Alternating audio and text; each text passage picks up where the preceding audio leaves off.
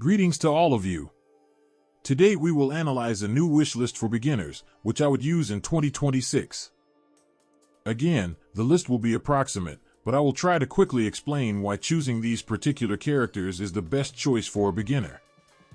To begin with, this is the choice of the main initial faction, and there are several options here, but I personally prefer the initial techno faction, as there are very useful and strong characters there, and the wish list in this faction is very balanced. Let's discuss these characters separately. I considered Eris to be the best damager for beginners to progress in the campaign, and if you look at my beginner account, you can understand why I think so.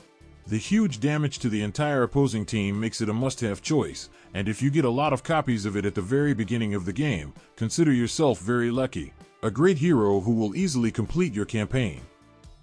Lunabelle is a character who appeared in the game relatively recently, and in fact, I would put her on a par with Eris in terms of coolness and usefulness. It also has very good AoE damage. These two ladies are my top one for a beginner as a damager to complete the campaign, upgrade them and choose their copies in the chests. Mia is also a very strong damager, but she has a different type of damage, namely to one target, but she handles it very quickly. Plus she is a very important character for guild bosses, so playing through her is also a good choice. My longtime viewers know my weakness for Angela. I have 5 of them on my main account, one of the best starting supports, enchants opponents and strengthens our main damager. My strategy for improving this character is to make 1A3 and proceed to the second copy of it. At the moment, I would recommend 3 copies of this character. I think that's enough. Edith is one of the best tanks in the game and probably the top 2 after Dullahan when it comes to regular factions. Very good control of opponents and good survival. I also advise you to make 2 copies of it,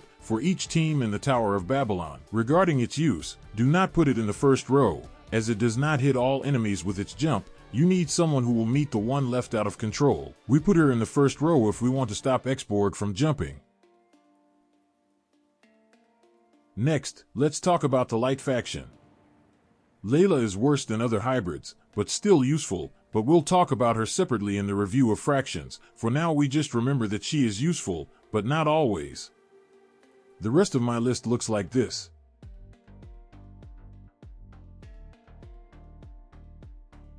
Arlott is an extremely useful character for a beginner, as he can take on the role of both a tank and a damager in your team. With minimal support, the opponent's heavy teams can pass. In the late game, of course, it is not so ideal, but at the beginning of the game it is very cool. Its copies are also the priority of choice for the beginner. In terms of usefulness, I would put him at the level of Eris and Lunabelle, but at the same time he can also tank. Rafaela is not just a heal, although this is its main function. She also has an excellent attack buff on the Soul Vessel, an extremely useful character that increases your team's survival rate significantly. Sipra is useful for her character's summon, which can greatly help in PvE content, and in PvP, her Soul Vessel is valued, reducing enemy damage and increasing her hero's attack, which is often used in guild wars and frontline, making Shatori extremely strong.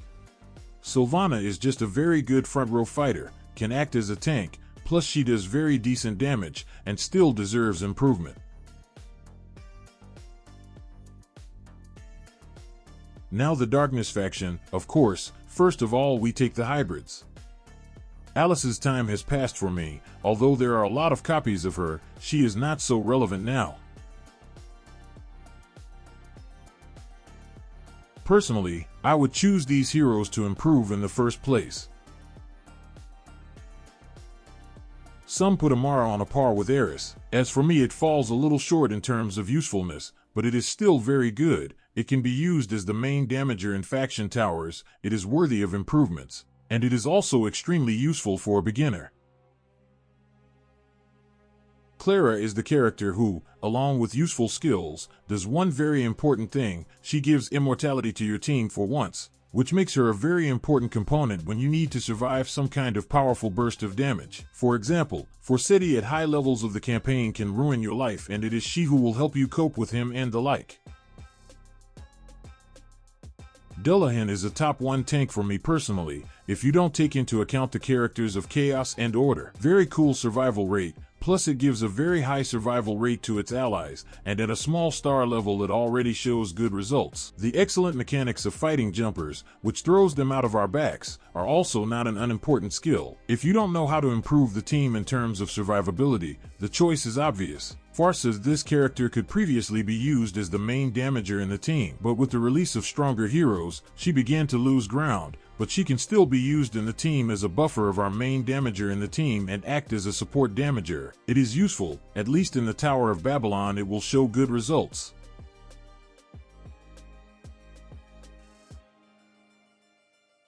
Selena is very useful for her charm, thanks to which sometimes a battle can have completely different results.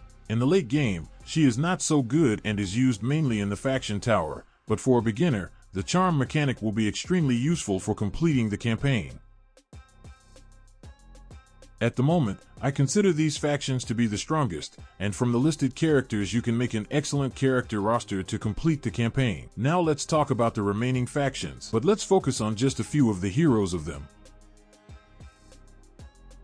Here, we take Eudora as the first character, which is useful, but not as strong as the hybrids we talked about earlier, helps well in the faction tower, and is not used anywhere else. Aurora is useful for its control, but also its main place of use is the faction tower. Esmeralda is a more interesting character who, if there are Orly cards, can find use in the campaign. We will discuss it in more detail in the faction overview. Gord is used in the Minas trial, so we make sure to take it. And the last choice is variable. We can take Valor as a magician for the faction tower. Maybe take Estes as heal. Or Harley to control the enemy. The martial faction is more interesting. We leave these three choices as they are, and we have a lot of options for the other two, and basically they are all used only in the faction tower. The options for these two slots are Panda, Clint, or Irothel.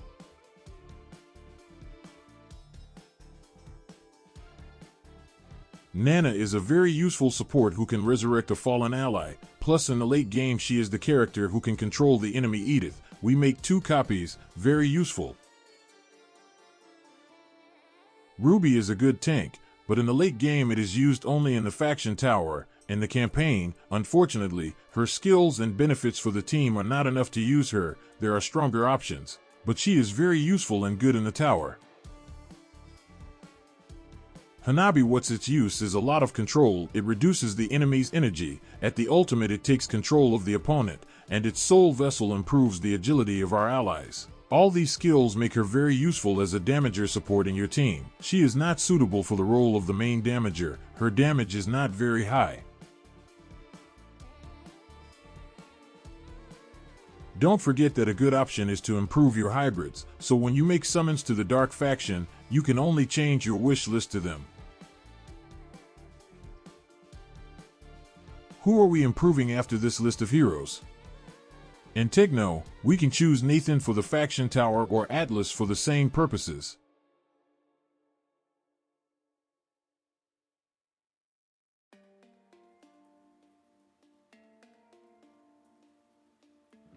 Here is Wanwan and those heroes that we talked about as options to fill out the list.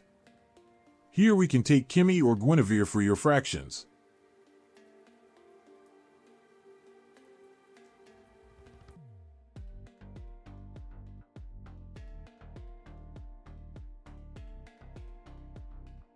Lily or Argus would be a great option here. I'm waiting for you in the comments and see you in the next videos.